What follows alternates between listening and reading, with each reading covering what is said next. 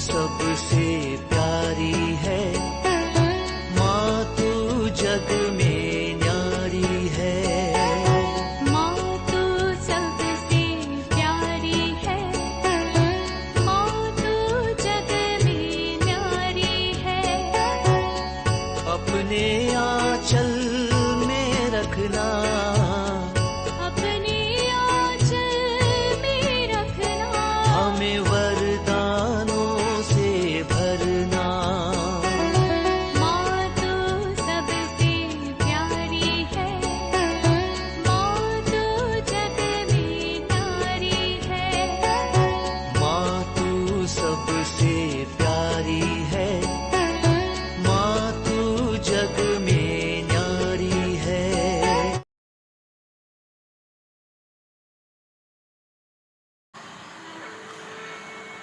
पिता, पुत्र और पवित्र आत्मा के नाम पर आमीन। आप सबों को जय यीशु।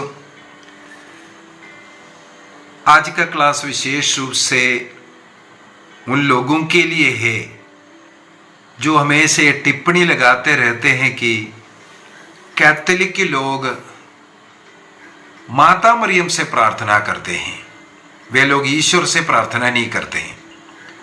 जब हम डायरेक्ट ईश्वर से प्रार्थना कर सकते हैं, प्रभु यीशु मसीह ने कहा मत्ती का सुसमाचार अध्याय 11 वाक्य 28, थके मांदे बोझ से दबे हुए लोगों मेरे पास आओ। प्रभु अपने पास बुला रहा है, क्यों मरियम के पास जाते हैं? इस प्रकार के अनेकों टिप्पणियां हमारे इस YouTube चैनल के अंदर प्रतिदिन देखने के लिए मिलता है। अनेकों बार इसका उत्तर दिया है, फिर भी वही रामायण दोहराता है। इसलिए आज के इस क्लास में उन लोगों के लिए है जिनके मन में ये शक है, डाउट है, पूछते रहता है क्यों माता मरियम से, क्यों संतों से प्रार्थना करते हैं। सबसे पहली बात मैं ये बोलकर के देना चाहूँगा, कैथोलिक लोग संतों का, माता मरियम का आदर करते हैं, आराधना नहीं करते हैं। फिर से बोलना चाहूँगा, कैथोलिक लोग सभी संतों का, माता मरियम का, संत यूसुफ का, सबों का आदर करते हैं, आराधना नहीं करते हैं। आराधना अर्थात लैट्रिया केवल ईश्वर को होता है। वो जो लैट्रिया शब्द मैं कई क्लासों में आपको बता करके दिया, कैथोलिक लोगों का संतों के प्रति जो भक्ति है और ईश्वर के प्रति जो भक्ति है, इसमें क्या अंतर है, इसको सिखाने के लिए 3 लैटिन शब्द को इस्तेमाल करते हैं। संतों के लिए जो आदर देता है उसे हम लोग दूलिया कहते हैं, और माता मरियम जो ईश्वर की माँ है, विशेष रूप से ईश्वर ने चुना है और ईश्वर द्वारा आदर सम्मान दे रहा है, स्वर्गदूत उनका सल्यूट किया है, उनको एक विशेष दर्जा का आदर देते हैं जिसे हम लोग हाइपर दूलिया कहते हैं। दूलिया और हाइपर दूलिया अर्थात एक आदर और विशेष आदर संतों को दिए जाते हैं, लेकिन ईश्वर को आराधना देते हैं, उसके लिए शब्द है लैट्रिया। तो ये जो लोग बोल रहा है कि कैथोलिक के लोग माता मरियम से प्रार्थना करते हैं, ईश्वर से नहीं, उनको सबसे पहले ये सिखाना चाहूँगा कि जी हाँ, कैथोलिक लोग माता मरियम का हो या अन्य संतों का हो, आदर करते हैं, आराधना नहीं करते हैं। दूसरी बात, संतों से प्रार्थना करना और ईश्वर से प्रार्थना करना, ये दोनों दो चीज हैं। संतों से प्रार्थना करना का मतलब है संतों से मध्यस्थ मांगना, हमारे लिए प्रार्थना कर, हमारे लिए विनती कर, हमारी सहायता कर, ये बोलना। बाइबल के अनुसार इसमें कोई मना नहीं है, आगे बता कर दूंगा। लेकिन ईश्वर से जो प्रार्थना होता है, उनकी आराधना होते हैं, उनकी स्तुति होते हैं, उनकी महिमा गाते हैं, उनको धन्यवाद का प्रार्थना चढ़ाते हैं। इन दोनों में बहुत फर्क होता है। इसलिए ये बोलना भी गलत है संतों से ही ये लोग प्रार्थना करते हैं और ईश्वर से प्रार्थना नहीं करते, ये गलत है। संतों से जो प्रार्थना कर रहा है उसमें और ईश्वर से प्रार्थना कर रहा है उसमें जो फर्क आपको मालूम होना चाहिए। तीसरी बात, कैथोलिक कलीसिया का जितने भी आधिकारिक जो प्रार्थनाएं लिटर्जी जिसे कहते हैं, उसको यदि आप देखें, कैथोलिक लोग प्रार्थना पवित्र आत्मा से भर करके यीशु के नाम पर पिता से करता हुआ मिलेगा। सारे प्रार्थना ऐसे ही अंध होता है। ये प्रार्थना यीशु क्रिस्त के नाम पर हम मांगते हैं बोल करके, किसे? पिता से मांग रहा है। इसका मतलब पवित्र आत्मा से भर करके जो व्यक्ति प्रार्थना करते हैं वो ईसा मसीह के नाम पर करते हैं और पिता से प्रार्थना करते हैं। इसका मतलब हम लोगों को जो आधिकारिक प्रार्थना, जो लिटर्जी, जो कलीसिया का जो सामुदायिक प्रार्थना होता है वो इसी प्रकार ही होता है। लेकिन जो विशेष रूप से माता मरियम से या अन्य संतों से हम लोग मध्यस्थ मांगते हैं, मदद मांगते हैं, हेल्प मांग रहा है, हमारे इस कार्य के लिए हमारे लिए विनती करो। किस कार्य के लिए? स्वर्ग राज्य की यात्रा में हमारी मदद करो। वे लोग ऑलरेडी स्वर्ग पहुंच चुके हैं उनके पवित्र जीवन के कारण, और उन लोगों से हम लोग मदद मांग रहे हैं। हमें भी यीशु के पास पहुंचने के लिए, स्वर्ग राज्य पहुंचने के लिए हमारे लिए प्रार्थना करो, मदद करो। क्यों ऐसा प्रार्थना संतों से करते हैं? क्यों डायरेक्ट प्रार्थना नहीं करते? ये बाइबल हमें इसके विषय में सिखाते हैं। बाइबल स्वयं हमें कुछ बातें सिखाते हैं।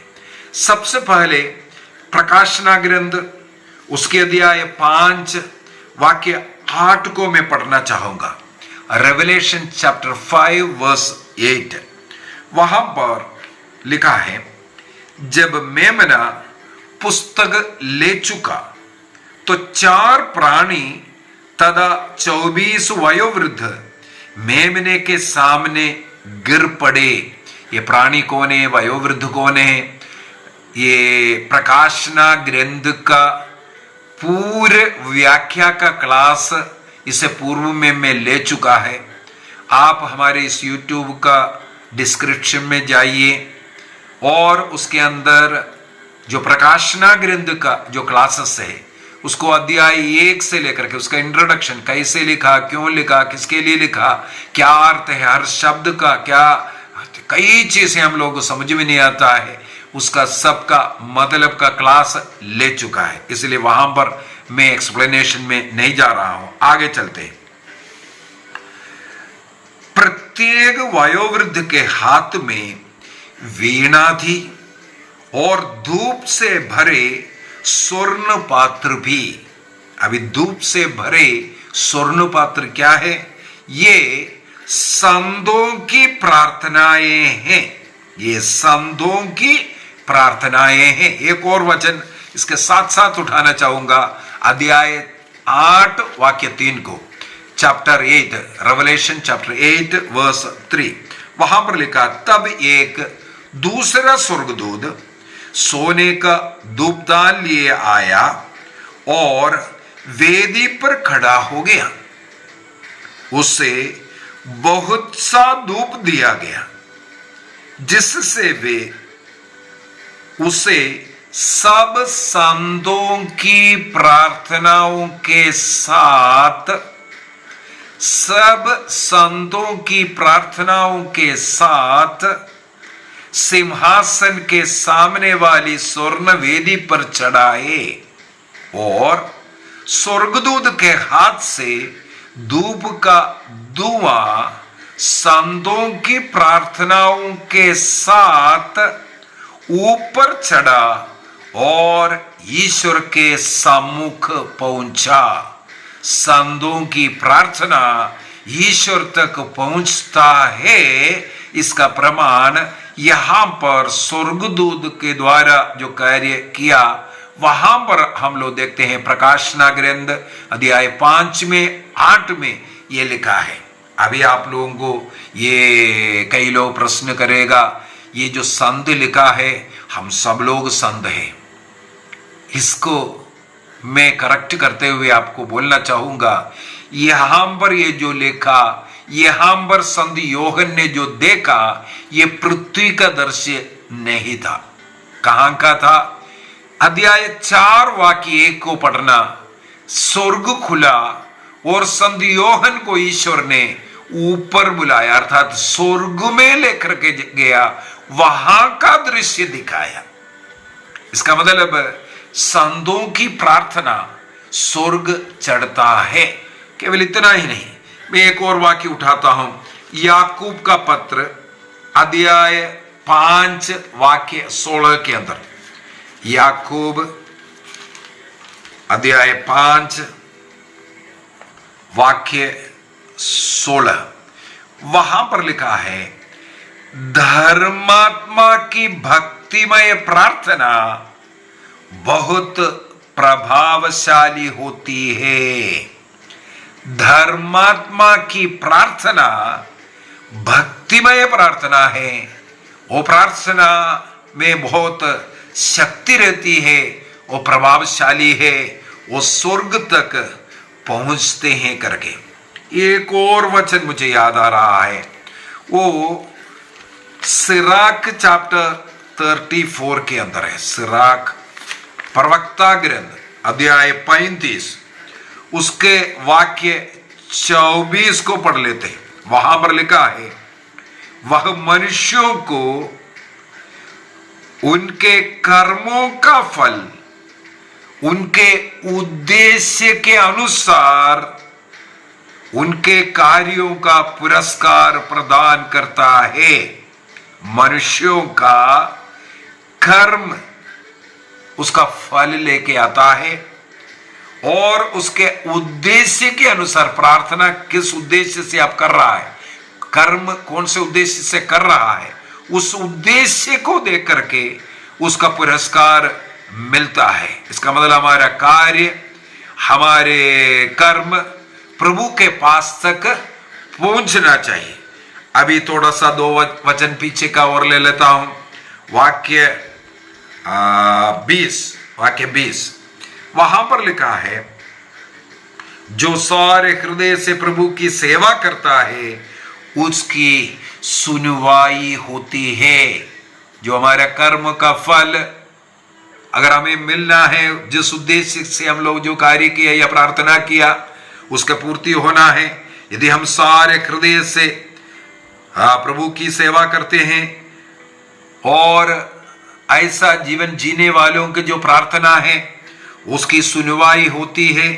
इसके बाद आगे कहते हैं, उसकी पुकार मेघों को चीरकर ईश्वर तक पहुंचती है।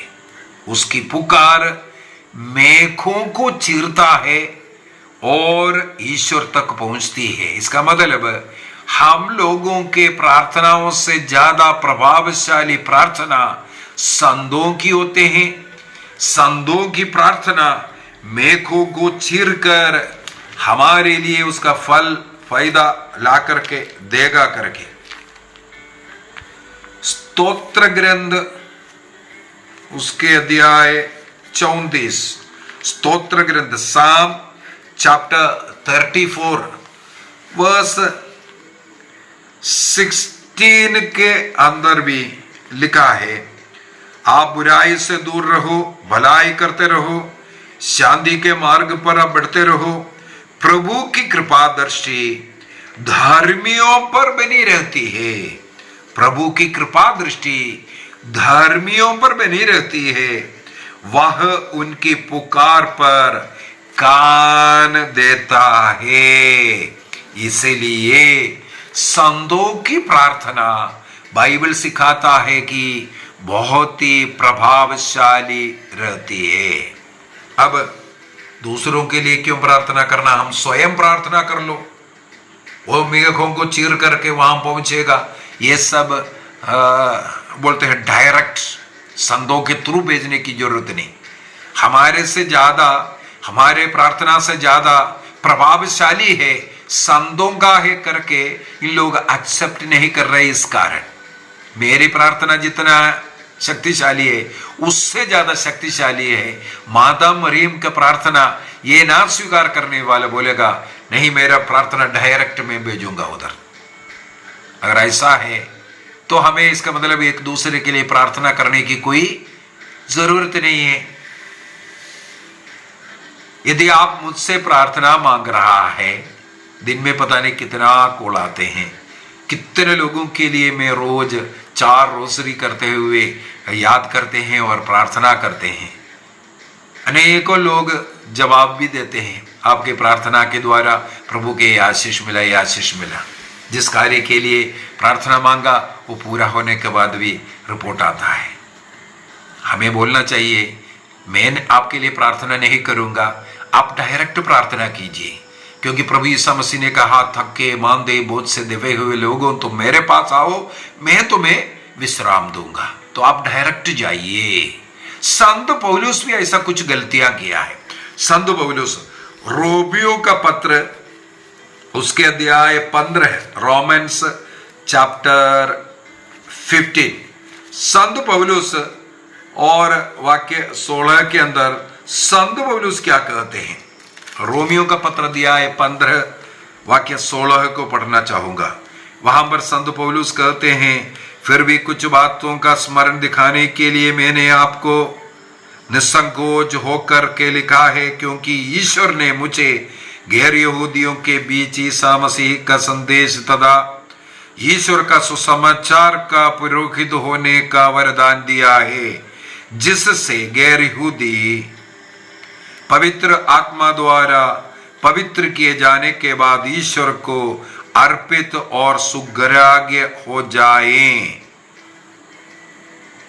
भाइयों, मुझे दृढ़ विश्वास है कि आप लोग सद्भाव और हर प्रकार के ज्ञान से परिपूर्ण होकर एक दूसरे को परामर्श देने योग्य है। इसलिए मैं ईसा मसीह के द्वारा ईश्वर की सेवा पर गौरव करता हूं।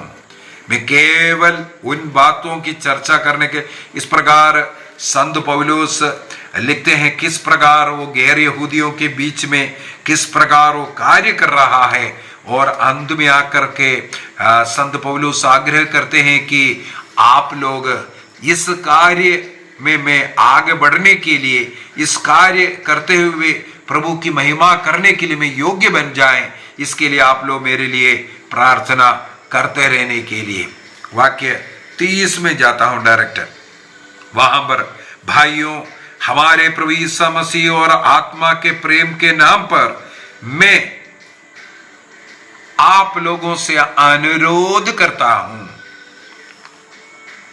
कि आप संघर्ष में, और वो पूरा लिख के आ रहा है क्या क्या कर रहा है, क्या क्या उनको संघर्ष करना पड़ रहा है, कितना दिक्कतें होता है, कितना अपमान, कितना बार जेल जाना पड़ रहा है। इस संघर्ष, प्रभु के इस कार्य में संघर्ष करने के लिए मेरा साथ देते रहे और मेरे लिए ईश्वर से प्रार्थना करें।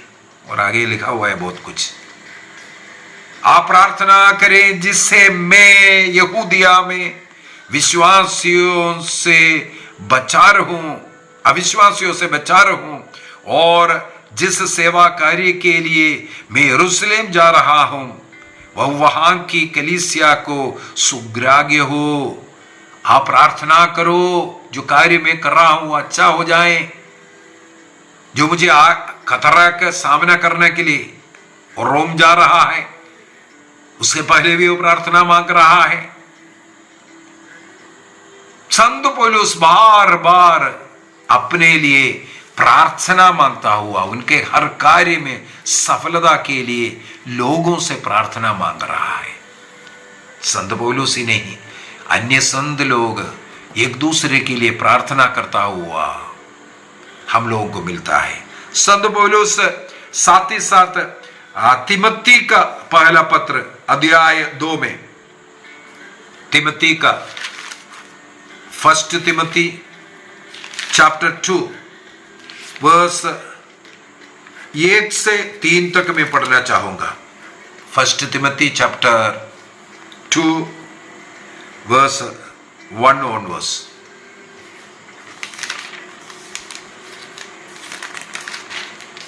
वहां पर संत पौलुस कहते हैं, मैं सबसे पहले आप लोगों से अनुरोध करता हूं कि सभी मनुष्यों के लिए आपको प्रार्थना करना है। सभी लोगों के लिए आप प्रार्थना करो, आप मध्यस्थ बनो। आपकी प्रार्थना स्वर्ग जाता है, उसका फल लेके आता है, इसलिए आप प्रार्थना करो। विशेष रूप से आप राजाओं के लिए प्रार्थना करो, हमारे देश के अधिकारियों के लिए प्रार्थना करो, पॉलिटिकल लीडर्स के लिए प्रार्थना करो। यदि उनके द्वारा क्रिस्तीय धर्म के ऊपर, ईसाइयों के ऊपर अत्याचार चल रहा है, क्या कारण है? आप प्रार्थना नहीं कर रहा है, आप मध्यस्थ नहीं बन रहा है, आप तो डायरेक्ट लिंग में है। आप अनुनय विनय तथा प्रार्थना, निवेदन तथा धन्यवाद अर्पित किया करे, जिससे हम भक्ति तथा मर्यादा के साथ निर्विघ्न तथा शांत जीवन बिता सके। अगला वाक्य 3 में लिखा है, ये उचित है और हमारे मुक्तिदाता ईश्वर को प्रिय भी है। कौन सा प्रार्थना प्रिय है? जब हम मध्यस्थ प्रार्थना करते हैं। यदि हम दूसरों के लिए प्रार्थना करता है, जैसे संत पौलुस सबों के लिए, कलीसिया के लिए, लोगों के लिए, दुनिया के लिए प्रार्थना करते रहते हैं, और वो स्वयं अपने लिए प्रार्थना करो कर करके मांग रहा है। हमें मालूम है संत पेत्रुस को गिरफ्तार कर जेल में बंद था, उनका सिर काटने वाले हैं, क्योंकि उससे पहले याकूब का सिर काट दिया। इसमें यहूदी लोग कुछ ये देख करके पेत्रुस को अभी गिरफ्तार किया, अगला दिन सिर काटने वाला है। उस दिन कलीसिया एक हृदय होकर के उनके लिए प्रार्थना किया। कलीसिया एक मत होकर के, एक हृदय होकर के जब उनके लिए प्रार्थना किया, वहां चमत्कार हुआ। स्वर्गदूत जाकर के उस बंदी गृह से पेत्रुस को निकालते हैं। हमारी प्रार्थना शक्तिशाली प्रार्थना है।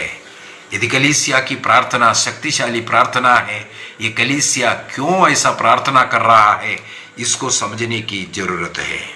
प्रेरित चरित्र में यदि कलीसिया की प्रार्थना के द्वारा पेत्रुस कारागृह से निकला, मुक्त हो गया, उसी रात्रि में, जिस अगले दिन में उनका सिर काटना है, उससे पहले वाले रात्रि में स्वर्गदूत जाकर के उनको चुपचाप बाहर लेकर के गया, मुक्त कर दिया।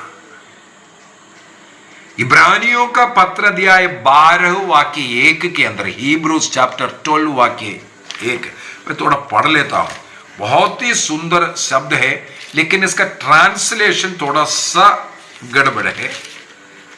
उसका ट्रांसलेशन में वो पूरा अर्थ नहीं आ रहा है, फिर भी वो पढ़ लेता हूं।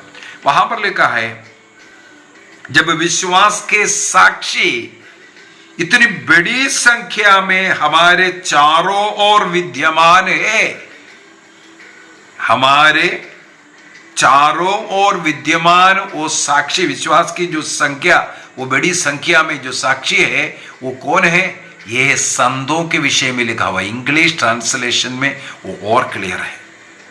तो हम हर प्रकार की बाधा दूर कर अपने को उलझाने वाले पाप को छोड़कर और ईसा पर अपनी दृष्टि लगाकर धैर्य के साथ उस दौड़ में आगे बढ़ते जाएं, क्योंकि हमारे लिए प्रार्थना करने वाले, मध्यस्थ करने वाले अनेकों लोग हमारे चारों तरफ है। स्वर्गदूत है, संत लोग है, हमें मदद कर रहा है हमारे दौड़ पूरा करने के लिए, स्वर्ग राज्य की यात्रा करने के लिए। इसलिए कैथोलिक कलीसिया का धर्म शिक्षा ग्रंथ 956 और 57 में 956 एंड 57 में ये सिखाते हैं कि संत लोग स्वर्ग में हैं, उस स्वर्गीय भवन में रह करके हम लोगों को स्वर्ग की ओर लेकर के जाने के लिए वो मदद करता है। इसलिए उनसे मदद मांगना अच्छा है। कैटेकिज्म 2677 2667 में लिखा है, माता मरियम से हमारे लिए प्रार्थना कर करके जो हम लोग प्रार्थना करता है, तब हम लोग ये स्वीकार करते हैं हम मां मरियम से हम बहुत कमजोर बलहीन पापी लोग हैं, और ईश्वर को ये बहुत प्रिय प्रार्थना है जब हम अपने को विनम्र कर हमसे श्रेष्ठ संतों से आग्रह करते हैं कि हमारे लिए थोड़ा प्रार्थना कीजिए। इसमें विनम्रता दिखाता है, इसमें अब हम स्वयं पापी है कर करके स्वीकार करते हैं, हम पापियों के लिए प्रार्थना करो करके। और कैथोलिक कलीसिया का धर्म शिक्षा ग्रंथ 2683 92 कई ऐसा इसमें लिखा हुआ है, हम लोग एक परिवार के समान है, एक परिवार, एक फैमिली। कौन कौन है? हमें मालूम है 3 प्रकार का कलीसिया हम लोग जनरली कहते हैं, 3 प्रकार का। आज हम लोग जीवित लोग हैं, ये जो फाइट करने वाला फाइटिंग चर्च जो होता है, मिलिटेंट चर्च ये कहते हैं।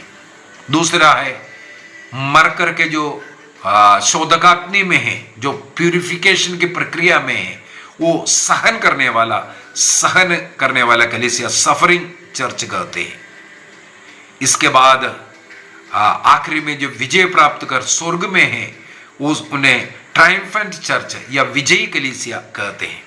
इसका मतलब आज संसार में जीवित लोग और शुद्धिकरण की प्रक्रिया में जो है स्वर्ग में प्रवेश नहीं किया, उस यात्रा में और ऑलरेडी स्वर्ग में पहुंच चुका है, ये सब मिलकर के ईसा मसीह का शरीर है, शरीर का अंग है, कलीसिया है। कलीसिया में एक दूसरे का मदद करते हैं, कलीसिया में एक दूसरे के लिए प्रार्थना करते हैं, एक दूसरे का मदद करते हैं स्वर्ग जाने के लिए, स्वर्ग की ओर, प्रभु की ओर लेकर के जाने के लिए। इसलिए ईसा मसीह ने एक कलीसिया का निर्माण किया। ये कलीसिया एक दूसरे के लिए चाहे प्रार्थना के रूप में, आत्मिक रूप से या आर्थिक रूप से एक दूसरे का मदद करते हैं, जरूरतमंदों का मदद करते हैं। तो स्वर्ग में जो ऑलरेडी अच्छे जीवन, अच्छा फाइट कर करके स्वर्ग में ऑलरेडी है, वो हमारे मदद करते हैं हम भी वहां पर पहुंच जाएं। इसलिए कैथोलिक कलीसिया आग्रह करती है, हम संतों से विनती कर सकते हैं, मदद मांग सकते हैं। ईश्वर से प्रार्थना करना और संतों से प्रार्थना करने में ये डिफरेंस होता है। ईश्वर से स्तुति, आराधना, महिमा, धन्यवाद की प्रार्थना चढ़ाते हैं और संतों से निवेदन करते हैं, हमारी हेल्प कीजिए, मदद कीजिए, हम भी स्वर्ग पहुंचे। उनमें से सबसे अच्छा मददगार माता मरियम के रूप में हम लोग देखते हैं। क्या है? माता मरियम का ईश्वर के साथ एक विशेष रिलेशन है। विशेष उस दर्जा के कारण ईश्वर ने विशेष रूप से उन्हें चुन करके मुक्ति कार्य के लिए नियुक्त कर उनका उपयोग किया। उसी माँ को हम भी उपयोग करते हैं स्वर्ग के लिए। उदाहरण के लिए जो काना में उस परिवार के लिए निवेदन करने वाली माँ, खत्म नहीं हुआ, वहां खत्म नहीं हुआ, एक जगह पर निवेदन किया, यीशु ने सुना, उतना नहीं, आज भी वही कार्य संसार के लिए करती रहती है, निवेदन करती रहती है। और योहन के सुसमाचार अध्याय 19 में वाक्य 25 से 27 तक अगर हम पढ़ेंगे, ईसा मसीह क्रूस पर से नीचे देखते हैं अपनी प्रिय मां को किसके साथ खड़े थे, जिसे ईसा मसीह प्यार करते थे।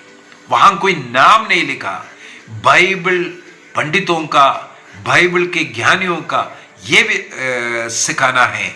वहां पर जो संत यूहन्ना ने नाम नहीं लिखा, इसका मतलब है ये उन लोगों के लिए है जो मुक्ति प्राप्त करने के इस रास्ते में हैं, उस कलीसिया का सदस्य है, इसलिए नाम नहीं लिखा।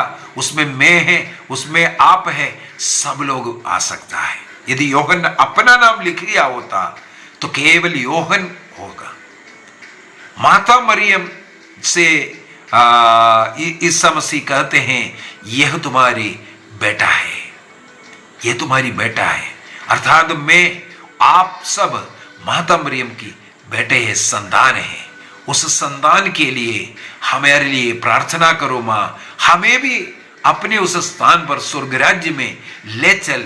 यीशु से, यीशु आपके पुत्र से हमारा भी मुलाकात करा दे, ये प्रार्थना हम करते हैं। इसलिए गलत टिप्पणी लगा करके कैथोलिकों के ऊपर कीचड़ लगाना हमें बंद करना है।